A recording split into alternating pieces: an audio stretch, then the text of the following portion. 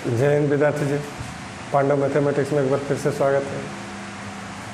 विद्यार्थी जी, पिछले वीडियो में रेशियो चल रहा था। आज हम लोग सीखेंगे समानुपात प्रोपोर्शन। आज हम लोग यही सीखेंगे। और विद्यार्थी जी, आप लोग वीडियो पूरा देखिए, क्योंकि आज हम नया टॉपिक चालू किए हैं और इसको पूरा हम डीप में बताएंगे। पूरा कॉन्सेप्ट देंगे इसका, समानुपात है क्या, इस पर क्वेश्चन किस तरह का आता है, इसका क्वेश्चन सॉल्व कैसे किया जाता है, ये सब पूरा सीखना है विद्यार्थी जी। तो आपको वीडियो पूरा देखना होगा और यहाँ देखिएगा कि कितना डीप में पढ़ाते हैं हम और फिर कितना शॉर्ट करके इसको हम बताते हैं। तो आपको वीडियो को पूरा देखना होगा, शुरू से अंत तक देखिएगा। पूरा इसका निचोड़ ऑपरेशन करेंगे, उसके बाद हम क्वेश्चन पर आएंगे। पहले इसका ऑपरेशन करना है, पूरा इसको डीप में पहले हम बताएंगे आपको सारा कॉन्सेप्ट इसका प्रोपोर्शन का, ताकि आपके मन में कोई कन्फ्यूजन ना रहेगा। तो हम इसको पहले पूरा डीप में बता देंगे विद्यार्थी जी, तो आपके मन में कोई कन्फ्यूजन नहीं रहेगा। क्योंकि कोई प्रोपोर्शन समानुपात कोई टीचर जो होते हैं फॉर्मूला लिखा देते हैं, ट्रिक दे देते हैं। तो ट्रिक और फार्मूला हम नहीं बताएंगे, हम कॉन्सेप्ट सिखा देंगे। कॉन्सेप्ट हम सिखा देंगे, फार्मूला आप खुद निकाल लीजिएगा। जब हम कॉन्सेप्ट सिखा देंगे, जब आप कॉन्सेप्ट सीख जाइएगा तो फार्मूला आप खुद अपने से निकाल लीजिएगा। तो हम इसका पहले पूरा निचोड़ कॉन्सेप्ट सिखाएंगे, उसके बाद इसके क्वेश्चन पर आएंगे। तो सबसे पहले आपको इसका कॉन्सेप्ट सीखना है और अच्छे से शुरू से एकदम अंत तक वीडियो को आपको देखना पड़ेगा विद्यार्थी जी, क्योंकि इतना डीप में आपको कहीं कहीं पढ़ने के लिए मिलेगा, सब जगह नहीं मिलता है। इतना डीप में बताता है। सीधा कोई टीचर आते हैं, फार्मूला 5-7 गो लिखा देते हैं, 10 गो, और उसी पर अपना रट्टा मार लीजिए फार्मूला और वही फार्मूला पर चलेगा। तो फार्मूला याद करने का ज़रूरत नहीं है। इसमें 2 केस आता है, प्रोपोर्शन में 2 केस रहता है। फर्स्ट केस में 4 फार्मूला निकलता है, सेकेंड केस में 3 फार्मूला निकलता है, और 4, 3, 7 फार्मूला आप याद करना पड़ेगा आपको। तो फार्मूला हम याद नहीं कराते हैं, वो कॉन्सेप्ट सिखा देते हैं, कॉन्सेप्ट पर ही क्वेश्चन बताते हैं। आपका मन है तो फार्मूला बना सकते हैं, कॉन्सेप्ट जब सिखा देंगे तो आप फार्मूला भी निकाल सकते हैं। आपकी मर्ज़ी, आप अगर याद करना चाहते तो याद कीजिए, नहीं याद करना चाहते तो फिर कॉन्सेप्ट से बनाइएगा। तो वीडियो को पूरा देखिए विद्यार्थी जी। तो चलिए आइए सीखते हैं। समानुपात है क्या, पहले इसके बारे में जानना होगा कि समानुपात है क्या, प्रोपोर्शन क्या है, किसे कहते हैं। तो जब 2 अनुपात आपस में बराबर हो तो वैसे व्यंजक को समानुपात कहा जाता है। जब 2 अनुपात आपस में बराबर हो तो वैसे व्यंजक को समानुपात कहा जाता है। जैसे देखिए विद्यार्थी जी, देखिए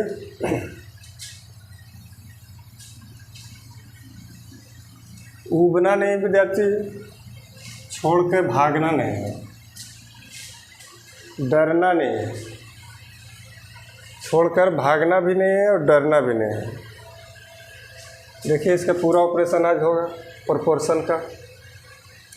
हम बोले समानुपात क्या है, तो जब 2 अनुपात आपस में बराबर हो तो वैसे व्यंजक को समानुपात कहा जाता है। जैसे देखिए कहीं पे लिखा हुआ है, यदि a बराबर 10x और b बराबर 30x हो तो a अनुपात b बराबर क्या होगा, a अनुपात b बराबर क्या होगा, ये आपसे पूछे।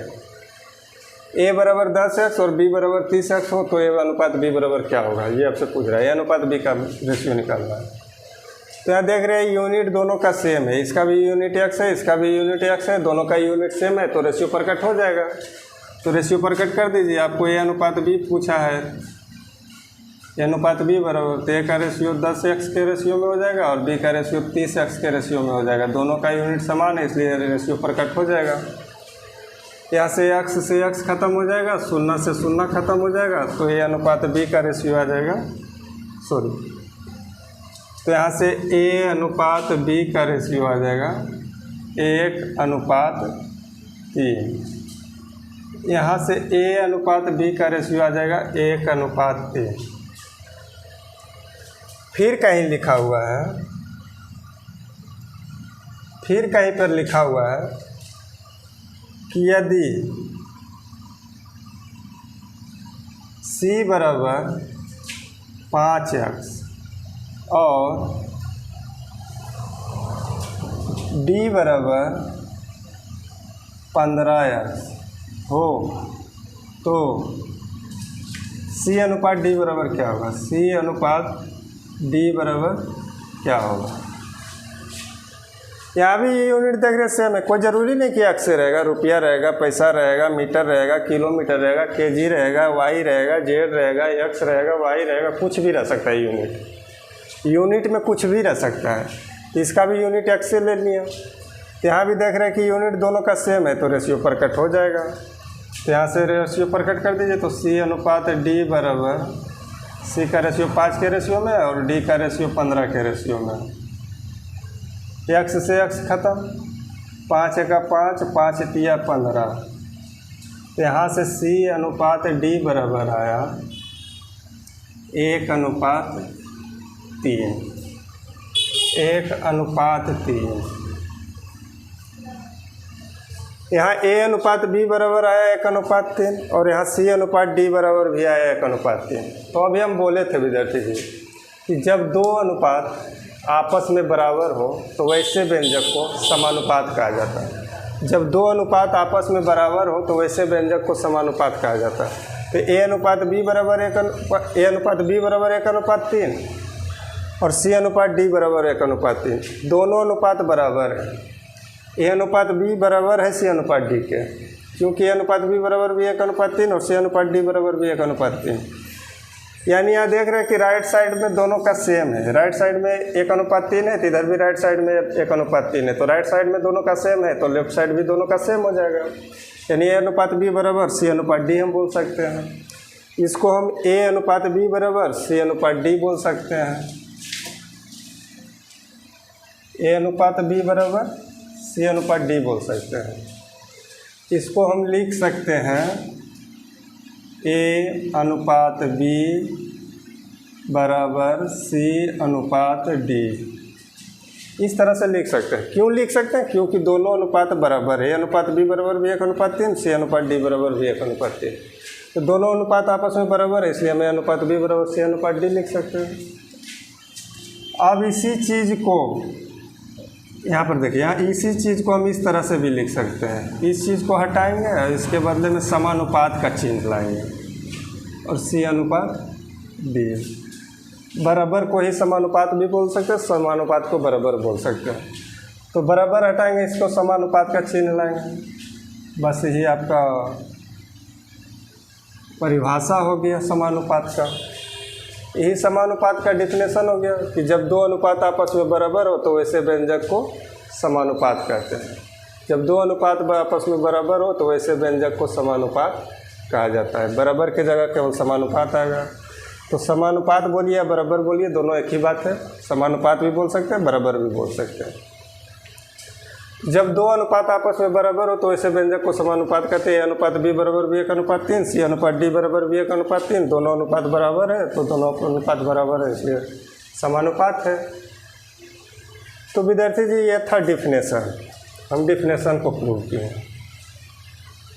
अब आप बात रहा कि इस पर क्वेश्चन किस तरह से आता है और इस पर क्वेश्चन को किस तरह से सोल्व किया जाता है और इसको पढ़ा किस तरह से जाता है। इसको पढ़ा किस तरह से जाता है तो अभी सीखना है ये सब बात को। चलिए इसको मिटाते हैं विद्यार्थी जी। इसमें दो केस होता है, समानुपात में दो केस रहता है, तो सीखिएगा।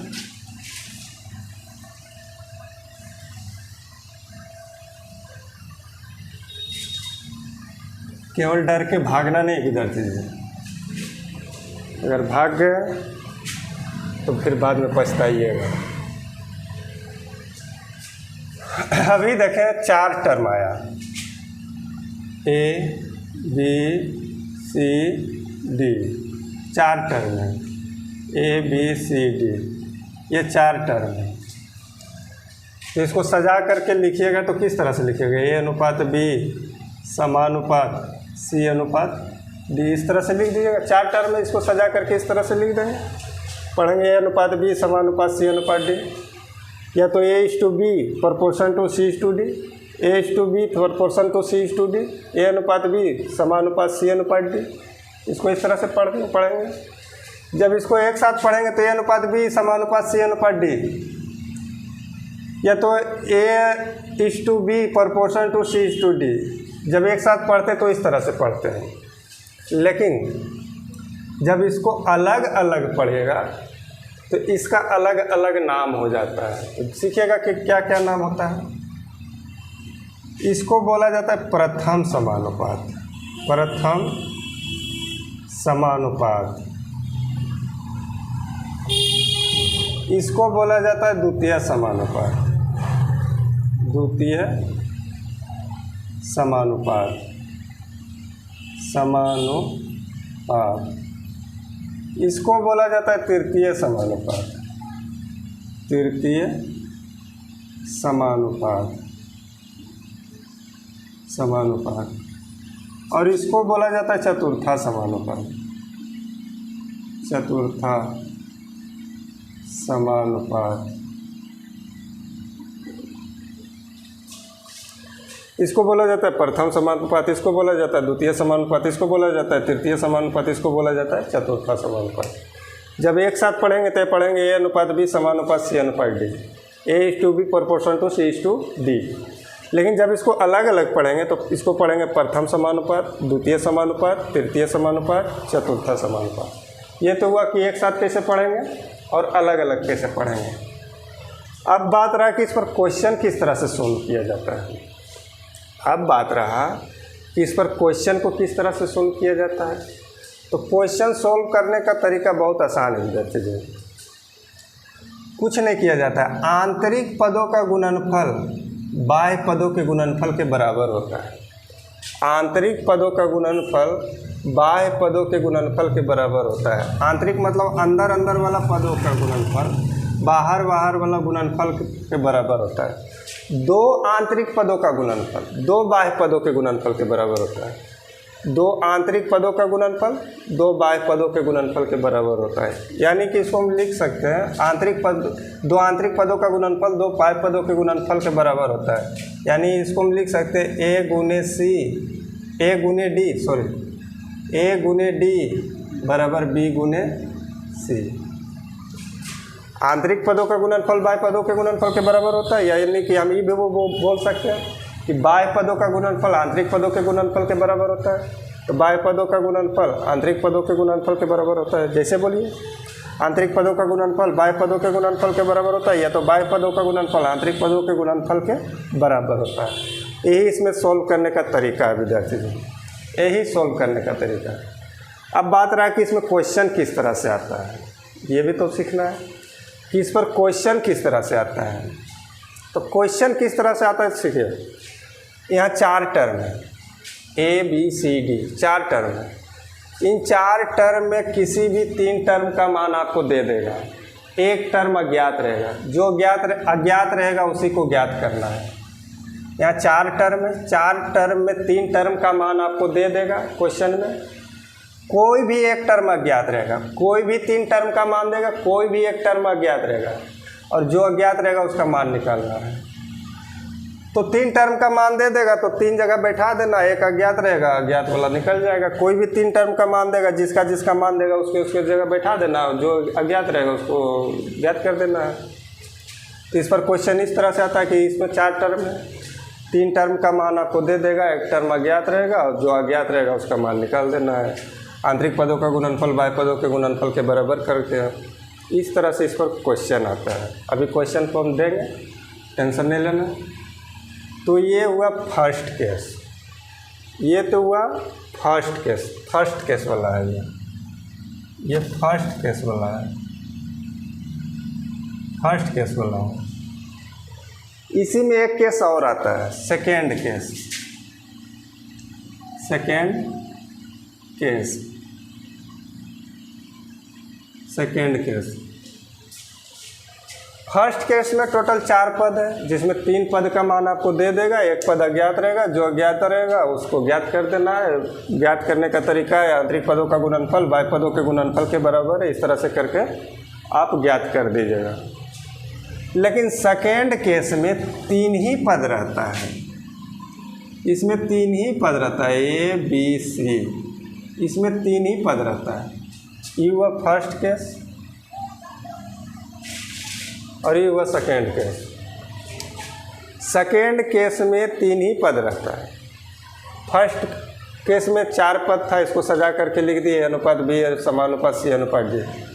एक साथ पढ़ेंगे अनुपात बी समानुपात सी अनुपात डी, अलग अलग पढ़ेंगे प्रथम समानुपात, द्वितीय समानुपात, तृतीय समानुपात, चतुर्थ समानुपात, इस तरह से पढ़ दिए। लेकिन यहाँ 3 ही टर्म है और इसको सजा करके लिखना है, तो कैसे लिखेंगे आइए सीखिए। यहाँ 3 ही टर्म है विद्यार्थी और इसको सजा करके लिखना है, तो देखिए कैसे लिखेंगे। ए अनुपात बी समानुपात, समानुपात हमेशा 4 टर्म से रहता है, तो इसको सजा करके लिखना है। तो ए अनुपात बी समानुपात।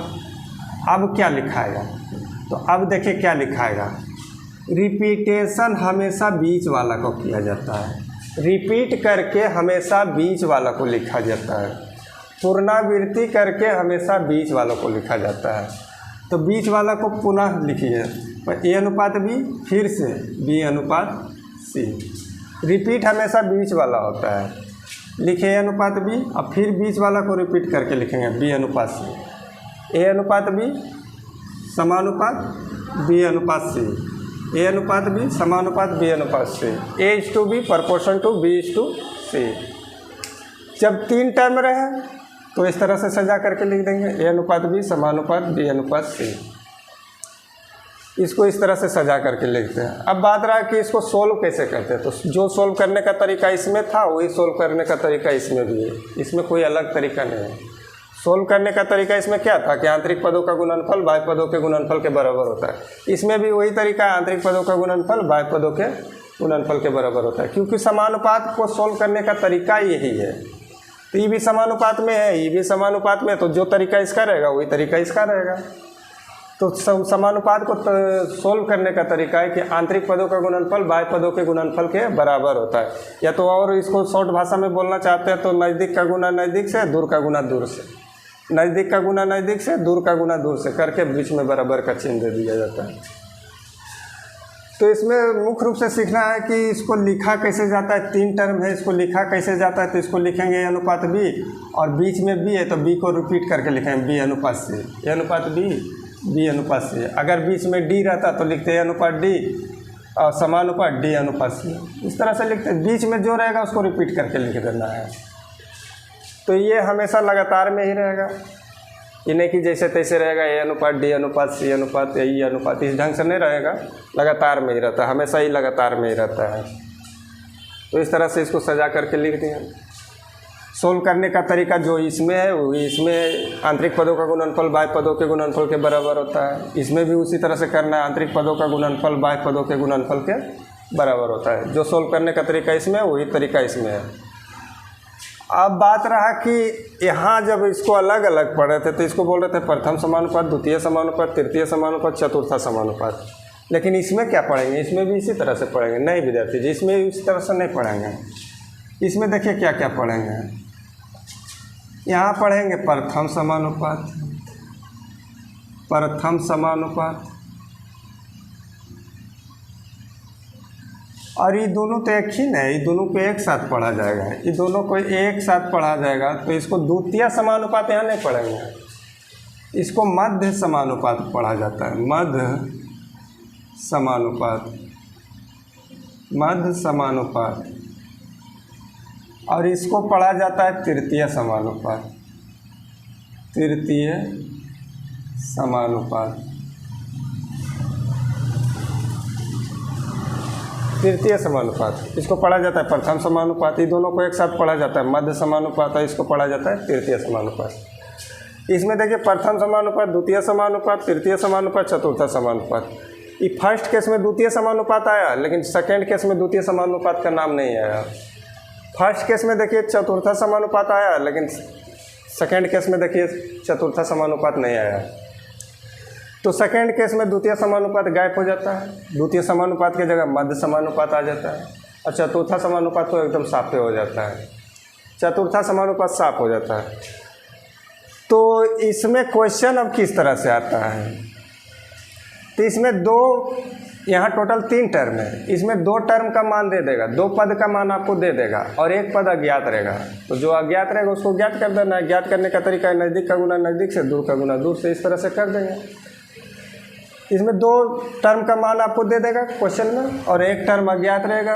कोई भी 2 टर्म का मान दे देगा और कोई भी 1 टर्म अज्ञात रहेगा। तो जो अज्ञात रहेगा उसको ज्ञात कर देना है। 2 टर्म का मान देगा, 1 टर्म अज्ञात रहेगा, तीनों लिख देंगे और फिर तीनों को सजा करके लिख देंगे। उसके बाद नज़दीक का गुना नज़दीक से, दूर का गुना दूर से, या तो आंतरिक पदों का गुणनफल बाह्य पदों के गुणनफल के बराबर होता है। इस तरह से करके सोल्व कर देंगे। तो ये हुआ फर्स्ट केस और ये हुआ सेकेंड केस। तो फर्स्ट केस में 4 टर्म टोटल रहता है, जिसमें 3 टर्म का आपको मान दे देगा, 1 टर्म अज्ञात रहेगा। सेकेंड केस में टोटल 3 टर्म रहता है, जिसमें 2 टर्म का आपको मान दे देगा, 1 टर्म अज्ञात रहेगा। तो टोटल 4 टर्म हो गया। ये हुआ सॉल्व करने का तरीका। थोड़ा सा और देख लीजिए, मिटाते हैं।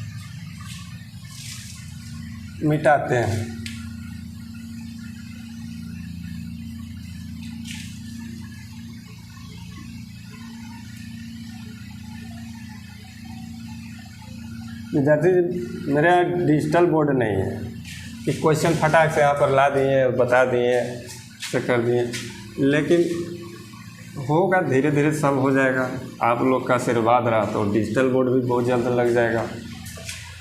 आप लोग का आशीर्वाद रहेगा विद्यार्थी जी, बहुत जल्दी डिजिटल बोर्ड लग जाएगा।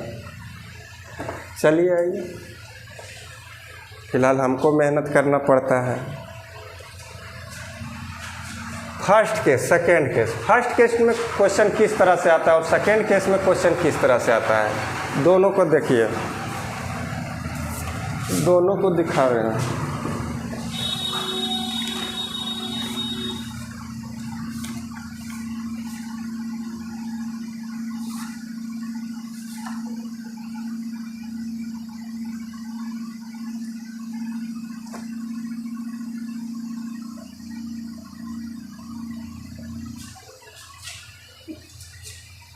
देखिए फर्स्ट केस वाला, देखिएगा विद्यार्थी, फर्स्ट केस में क्वेश्चन किस तरह से आता है।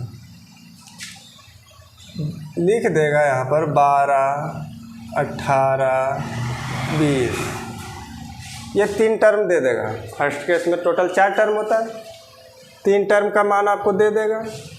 कोई भी 1 टर्म आपसे पूछ देगा प्रथम समानुपात क्या है, समानुपात क्या है, ये आपसे पूछ देगा। ठीक है, पूछ देगा द्वितीय समानुपात क्या है, आपसे पूछ सकता है तृतीय समानुपात क्या है, आपसे पूछ सकता है चतुर्था समानुपात क्या है। इस तरह से पूछ देता है। ये 3 टर्म आपको दे देगा क्वेश्चन में, आपको 3 टर्म दे देगा कि 12, 18, 20 का प्रथम समानुपात क्या है, आपसे पूछ सकता है। या तो आपसे पूछ सकता है कि द्वितीय समानुपात क्या है, या तो आपसे पूछ सकता है तृतीय समानुपात क्या है, या तो आपसे पूछ सकता है चतुर्था समानुपात क्या है। कोई भी एक क्वेश्चन पूछेगा, ये चारों नहीं पूछेगा। हम चारों को बैठा दिए इसलिए कि आपको समझाना है। तो आपको समझाना इसलिए हम एक ही क्वेश्चन में चारों को समझा देंगे। तो प्रथम समानुपात क्या है, द्वितीय समानुपात क्या है, तृतीय समानुपात क्या है, चतुर्था समानुपात क्या है, ये आपसे पूछेगा। तो यहाँ देखिए निकालेंगे किस तरह से। ये 4 क्वेश्चन में कोई भी एक क्वेश्चन पूछेगा, ये 3 टर्म आपको दे देगा। ये 4 में से कोई भी एक ही क्वेश्चन आपसे पूछेगा, तो जो पूछेगा उसके जगह मान लेना है, जो भी पूछेगा उसके जगह मान लेना है। तो इधर तो नई जगह विद्यार्थी जी इधर आ जा रहा है, इधर पर आ जा रहा है। अभी केस पर ध्यान नहीं दीजिएगा, इस पर ध्यान नहीं दीजिएगा। अभी हम इसका क्वेश्चन इधर सॉल्व कर रहे हैं। तो लिखा हुआ है 12, 18, 20। पहला में पूछा प्रथम समानुपात क्या है। तो प्रथम समानुपात क्या है आपसे पूछ रहा है, यानी इसमें 3 टर्म दे दिया है, द्वितीय, तृतीय, चतुर्था दे दिया है, प्रथम अज्ञात है। प्रथम अज्ञात है तब ना प्रथम समानुपात आपसे पूछा है। तो 3 टर्म आपको दे दिया है, यानी द्वितीय अनुपात, तृतीय अनुपात, चतुर्था अनुपात आपको दे दिया है। प्रथम अनुपात अज्ञात है, तो प्रथम के जगह कुछ मान लीजिए, एक्स वाई जेड जो भी मानना है तो एक्स मान लीजिए, प्रथम के जगह मान लीजिए। अब फर्स्ट केस में टोटल 4 टर्म होता है, 4 टर्म हो गया। प्रथम समानुपात, द्वितीय समानुपात, तृतीय, चतुर्था, चारों हो गया। अब इसको सजा करके लिख दीजिए, x अनुपात 12 समानुपात 18 अनुपात 20 हो गया।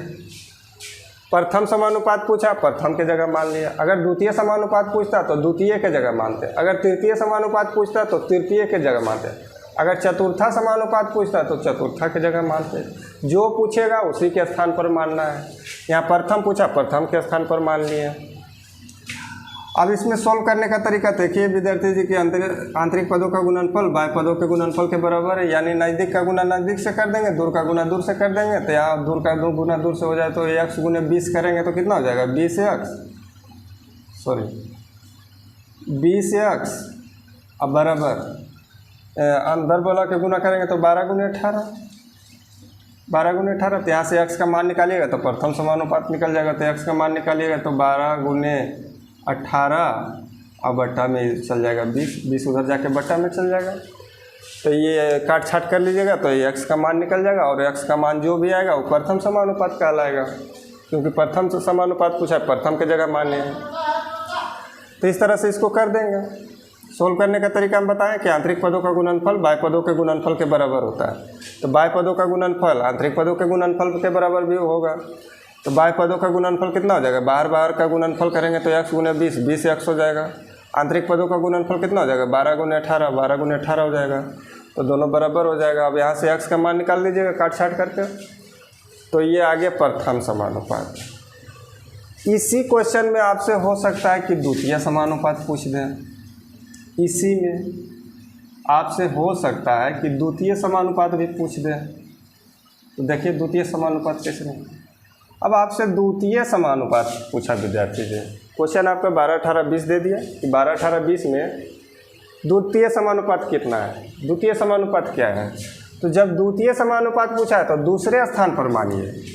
तो पहला स्थान पर तो 12 है, द्वितीय समानुपात पूछा है तो द्वितीय अज्ञात है, तो द्वितीय को मान लीजिए। तो मान लेते हैं कि x है, द्वितीय समानुपात x है, द्वितीय समानुपात x है। अब इसको सजा करके लिख दीजिए। तो 12 अनुपात x समानुपात 18 अनुपात 20 हो गया द्वितीय समानुपात के जगह। प्रथम समानुपात, द्वितीय समानुपात, तृतीय, चतुर्था, चारों हो गए। द्वितीय समानुपात पूछा यानी प्रथम समानुपात दिया हुआ है, तृतीय समानुपात दिया हुआ है, चतुर्था समानुपात दिया हुआ है, द्वितीय समानुपात अज्ञात है। अज्ञात है तो उसी को ज्ञात करना है, तो ज्ञात करना है तो उसको मान लिए। अब सोल्व करने का तरीका एक ही है, आंतरिक पदों का गुणनफल बाह्य पदों के गुणनफल के बराबर है। तो आंतरिक पदों का गुणनफल हो जाए, दोनों गुना करेंगे तो 18 गुने x तो 18x, इधर गुना करेंगे तो 12 गुने 20 तो 12 गुने 20, और x का मान निकालेंगे तो ये बट्टा में चल जाएगा। तो 12 गुने 20 और बट्टा में 18। अब काट छाट के जो भी आंसर आएगा वो x का मान आएगा, और x को हम माने द्वितीय समानुपात तो द्वितीय समानुपात आ जाएगा। काट छाट करके जो भी आएगा वो x का मान आएगा, और x को हम माने द्वितीय समानुपात तो द्वितीय समानुपात ज्ञात हो जाएगा। तो द्वितीय समानुपात इस तरह से ज्ञात कर देंगे। अब इसी में हो सकता है कि आपसे पूछ देता तृतीय समानुपात। कोई ज़रूरी है कि द्वितीय प्रथम में पूछता, हो सकता है कि इसी में तृतीय समानुपात आपसे पूछ देता। तो देखिए तृतीय समानुपात किस तरह से निकलेगा। तो विद्यार्थी जी आपसे तृतीय पूछा है, जब तृतीय समानुपात पूछा है आपसे तो तृतीय के जगह मान लेना है, तीसरे स्थान पर मान लेना है। तृतीय समानुपात पूछा है, तीसरे स्थान पर मानेंगे तो पहला स्थान 12, दूसरा स्थान 18, तीसरा स्थान मान लेते हैं x यहाँ है, तो तृतीय समानुपात है, तृतीय समानुपात है। अब फिर उसी तरह से सजा के लिख देना 12 अनुपात 18 समानुपात x अनुपात 20 सजा के लिख देंगे। प्रथम समानुपात, द्वितीय समानुपात, तृतीय समानुपात। तृतीय समानुपात पूछ रहा था, तृतीय समानुपात, चतुर्था समानुपात हो गया। अब सोल्व करने का तरीका वही है, नज़दीक का गुना नज़दीक से, दूर का गुना दूर से करेंगे।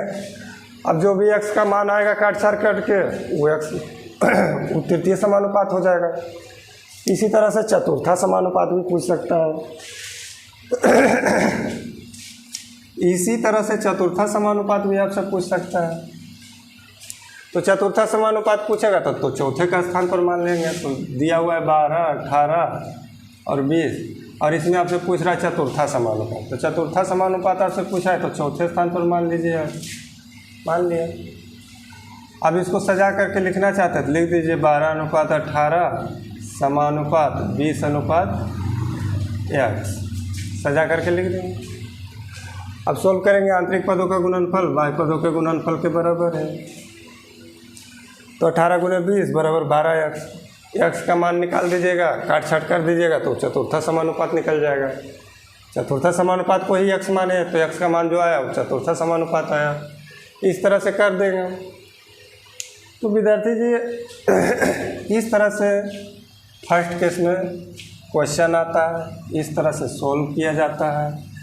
3 टर्म दे देगा, 1 टर्म अज्ञात रहेगा, जो अज्ञात रहेगा उसको ज्ञात कर लेना है मान करके। ये हुआ फर्स्ट केस वाला। अब आ जाइए सेकेंड केस पर।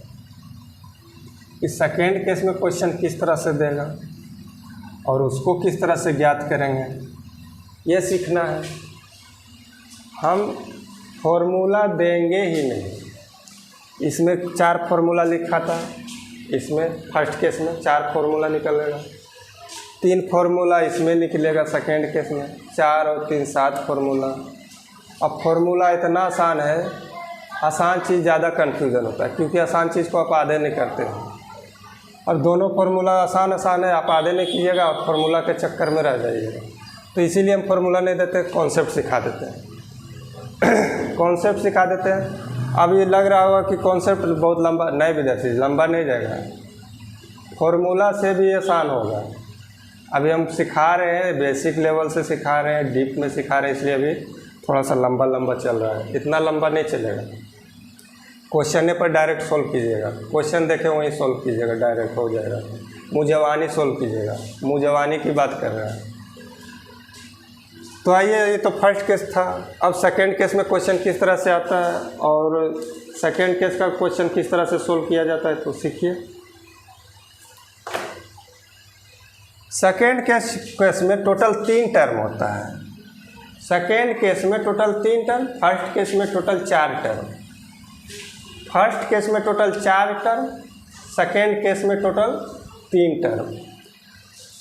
तो सेकेंड केस में टोटल 3 टर्म रहता है जिसमें 2 टर्म आपको दे देगा। मान लीजिए कि 10 और 20 दे दिया, 10 और 20 दे दिया। अब इसमें पूछ क्या सकता है, बोल देगा 10 और 20 का, बोल देगा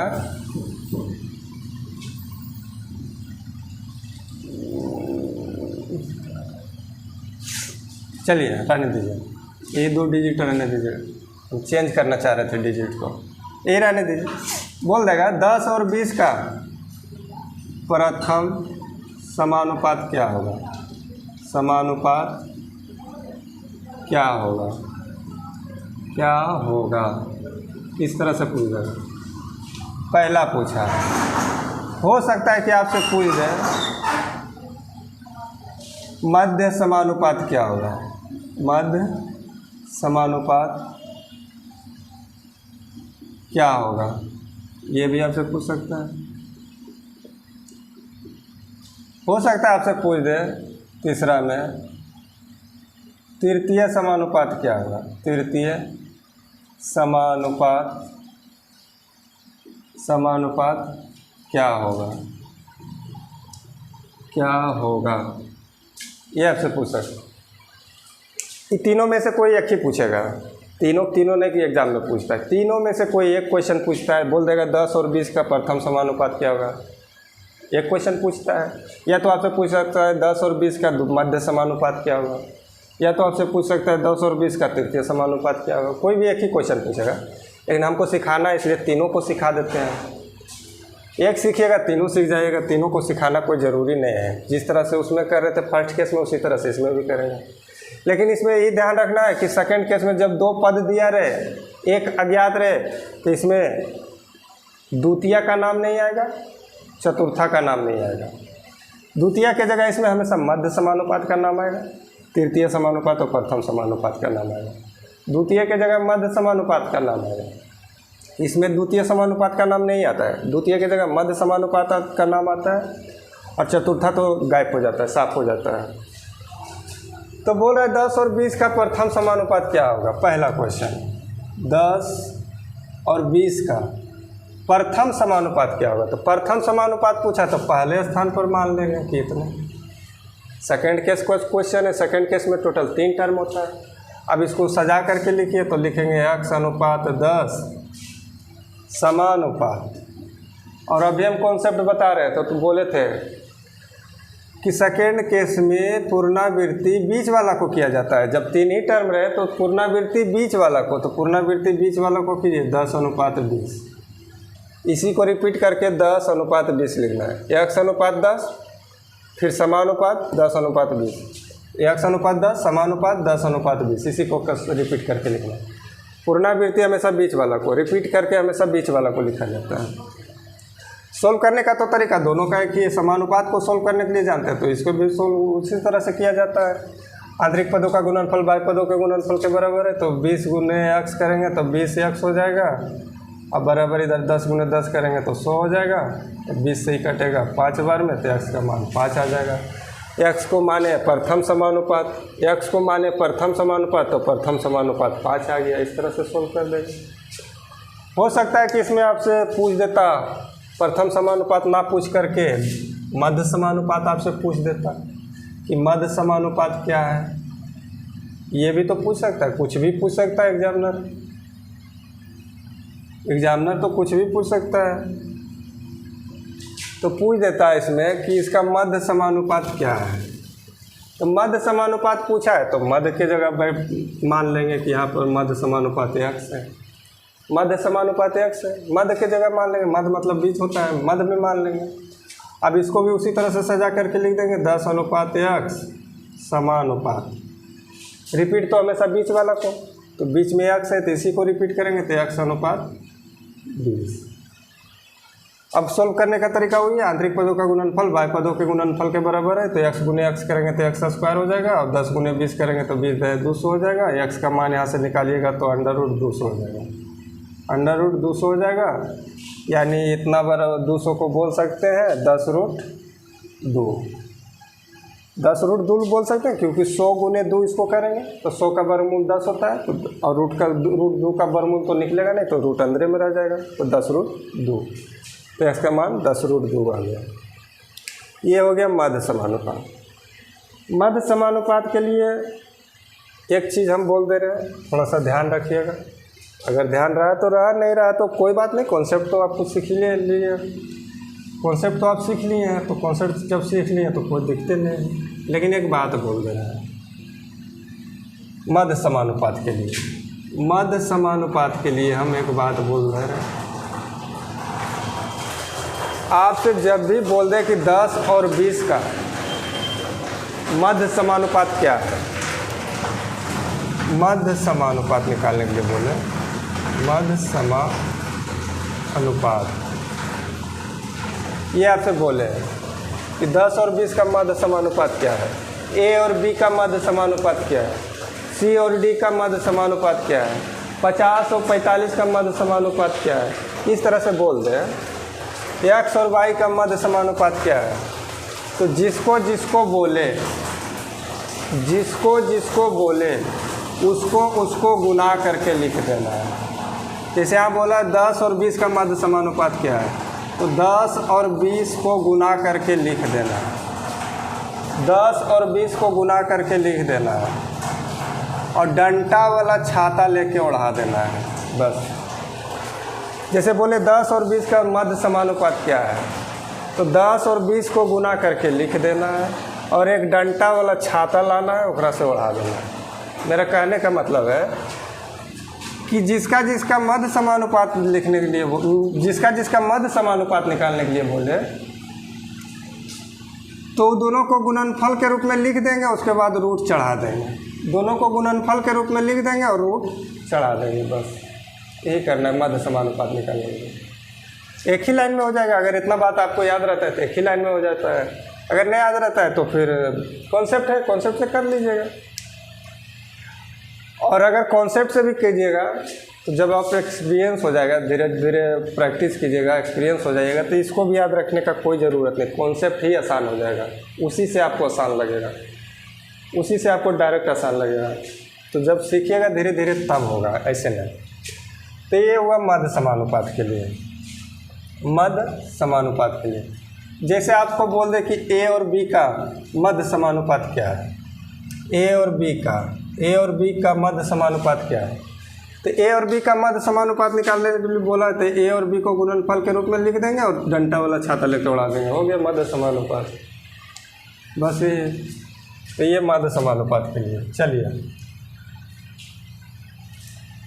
अब आपसे पूछ सकता है कि तृतीय समानुपात क्या होगा। 3 क्वेश्चन पूछता है इसमें, सेकंड केस में 3 क्वेश्चन बनता है, तो इसमें पूछ सकता है तृतीय समानुपात क्या होगा। तो तृतीय समानुपात पूछा यानी तीसरे स्थान पर मान लेंगे, तृतीय समानुपात पूछा तीसरे स्थान पर मान लेंगे। अब इसको सजा करके लिखिएगा तो 10:20 समानुपात, रिपीट हमेशा बीच वाला का होता है तो बीच वाला को रिपीट कीजिए, तो 20:x। सेकेंड केस में बीच वाला का रिपीट होता है, फर्स्ट केस में नहीं। फर्स्ट केस में टोटल 4 टर्म रहता है तो सजा करके लिखा जाता है। सेकेंड केस में टोटल 3 ही टर्म रहता है, इसलिए बीच वाला को रिपीट करके लिखते हैं। कितना लड़का करेंगे कि सेकेंडे केस फर्स्टे केस में रिपीट करके लिखना शुरू कर देंगे बीच वाला को, इसलिए लिखना शुरू कर देंगे कि 3 टर्म तो आपको दे देगा उसमें और उसी में आप सॉल्यूशन करना शुरू कर देंगे। नहीं, फर्स्ट केस में टोटल 4 टर्म होता है जिसमें 3 टर्म का मान आपको किताब में दे देगा, 1 टर्म अज्ञात रहेगा जो पूछता है, तो जो पूछ रहा है वो 1 टर्म और जो दिया हुआ है वो 3 टर्म, 3 और 1 4 टर्म। तो 4 टर्म को सजा करके लिख देते हैं। लेकिन इसमें सेकेंड केस में टोटल 3 टर्म होता है जिसमें 2 टर्म का मान आपको दे देगा और 1 टर्म अज्ञात रहेगा।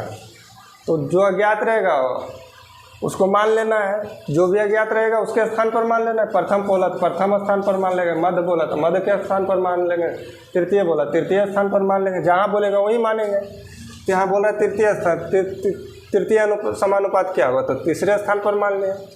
अब इसको सजा करके लिखेंगे तो 10:20 समानुपात 20:1, इस तरह से सजा करके लिख दिया। पुनरावृत्ति बीच वाला को किया जाता है, रिपीटेशन हमेशा बीच वाला को किया जाता है, तो बीच वाला को रिपीट करके लिखें। और सोल्व करने का तरीका तो वही है, नज़दीक का गुना नज़दीक से, दूर का गुना दूर से। आंतरिक पदों का गुणनफल बाह्य पदों के गुणनफल के बराबर है, तो गुना कीजिए तो 10 × x 10x हो जाएगा, बराबर 20 × 20 20×400 हो जाएगा। 0 से 0 खत्म तो x बराबर 40 हो जाएगा। तृतीय समानुपात 40 आ गया, ये आपका आंसर हो जाएगा। तो ये तो था विद्यार्थी जी कॉन्सेप्ट, आज कॉन्सेप्ट सीख रहे थे। प्रथम समानुपात, द्वितीय समानुपात, तृतीय समानुपात, चतुर्थ समानुपात, ये 4 नाम फर्स्ट केस में आएगा। प्रथम समानुपात, मध्य समानुपात, तृतीय समानुपात, ये 3 नाम सेकेंड केस में आएगा। फर्स्ट केस में टोटल 4 टर्म जिसमें 3 टर्म का आपको मान दे देगा और 1 टर्म अज्ञात रहेगा, और जो अज्ञात रहेगा उसे ज्ञात करना है। तो ज्ञात करने का तरीका क्या है, आंतरिक पदों का गुणनफल बाह्य पदों के गुणनफल के बराबर होता है। सेकेंड केस में टोटल 3 टर्म जिसमें 2 टर्म का आपको मान दे देगा, 1 टर्म अज्ञात रहेगा, जो अज्ञात रहेगा उसके स्थान पर मान लेना है और उसके बाद सजा करके लिख देना है। तो सजा करके लिखने के क्रम में एक बात ध्यान रखना है कि बीच वाला को हमेशा रिपीट करके लिखेंगे, क्योंकि सेकेंड केस में तो टोटल 3 ही टर्म है। 4 टर्म रहता है तो सजा करके लिख देते हैं, लेकिन यहाँ 3 ही टर्म रहता है तो 3 टर्म को सजा करके लिखने के लिए बीच वाला को रिपीट करके लिखा जाता है, तो बीच वाला को रिपीट करके लिख दीजिएगा। उसके बाद समानुपात में वो आ जाएगा, समानुपात में आ जाएगा। उसके बाद सोल्व करने का तरीका इसका भी वही है, आंतरिक पदों का गुणनफल बाह्य पदों के गुणनफल के बराबर होता है। या तो नज़दीक का गुना नज़दीक से, दूर का गुना दूर से करके बीच में बराबर का चिन्ह दे देंगे, इस तरह से सोल्व कर देंगे। तो विद्यार्थी जो आज तो था इतना कॉन्सेप्ट, केवल समानुपात का कॉन्सेप्ट सिखा रहे थे। समानुपात में 2 केस बनता है, फर्स्ट केस, सेकंड केस। ये सब आपको ध्यान रखना है कि फर्स्ट केस में टोटल 4 टर्म होता है, जिसमें 3 टर्म का मान दे देगा, 1 टर्म अज्ञात रहेगा। सेकंड केस में टोटल 3 टर्म रहता है, जिसमें 2 टर्म का मान दे देगा, 1 अज्ञात रहेगा। तो ये सब बातों को ध्यान रखना। फॉर्मूला याद रखने की कोई ज़रूरत नहीं है, एक याद रखिएगा। अगर याद रखना है तो मध्य समानुपात का याद रख लीजिएगा कि जिसका मध्य समानुपात निकालने के लिए बोले दोनों को गुणनफल के रूप में लिख देंगे, डंटा वाला छाता लेकर उड़ा देंगे, सोल्व कर देंगे, आ जाएगा।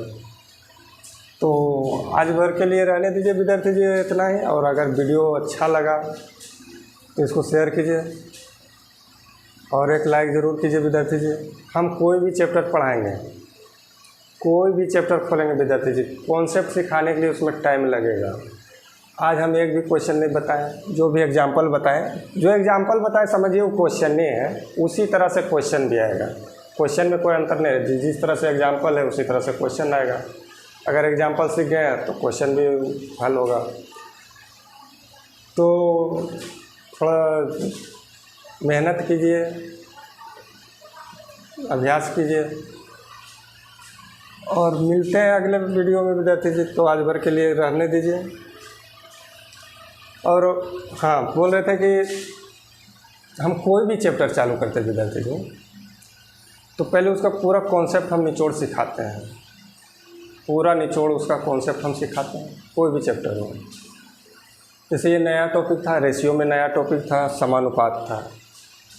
पीछे रेशियो सीख रहे थे, रेशियो का भी हम कॉन्सेप्ट जिस दिन सिखाना शुरू किए तो रेशियो में भी हम पूरा डिफिनेशन को तोड़े। और आज समानुपात सिखाना शुरू किए तो समानुपात का भी पूरा डिफिनेशन तोड़े। इस पर क्वेश्चन किस तरह से आता है वो बताएं, क्वेश्चन को सोल्व कैसे किया जाता है वो बताएं, इसमें कितना केस होता है तो वो बताएं, फर्स्ट केस में कैसे होता है, सेकंड केस में कैसे होता है। ये सब चीज़ों को सिखाना पड़ता है विद्यार्थी जी। ऐसे ही नहीं कि आए धड़ाधड़ बताना शुरू कर दिए, 5-7 को फार्मूला लिख दिए, चलो भाई इसका है, इसका है, इसका, वैसे हम नहीं करेंगे। हम कॉन्सेप्ट सिखा दिए, अगर आप बढ़िया से सीख लिए हैं तो कल हम क्वेश्चन देंगे, आप खुद सोल्व कीजिएगा, हमको सोल्व करने की ज़रूरत ही नहीं पड़ेगा। तो कोई भी चैप्टर हम चालू करेंगे तो कॉन्सेप्ट हम इसी तरह से सिखाएंगे। एक वीडियो कम से कम कॉन्सेप्ट सिखाने में लगेगा, वो भी 1 घंटा से ऊपर का वीडियो। तो चलिए मिलते हैं अगले वीडियो में विद्यार्थी जी। जय हिंद।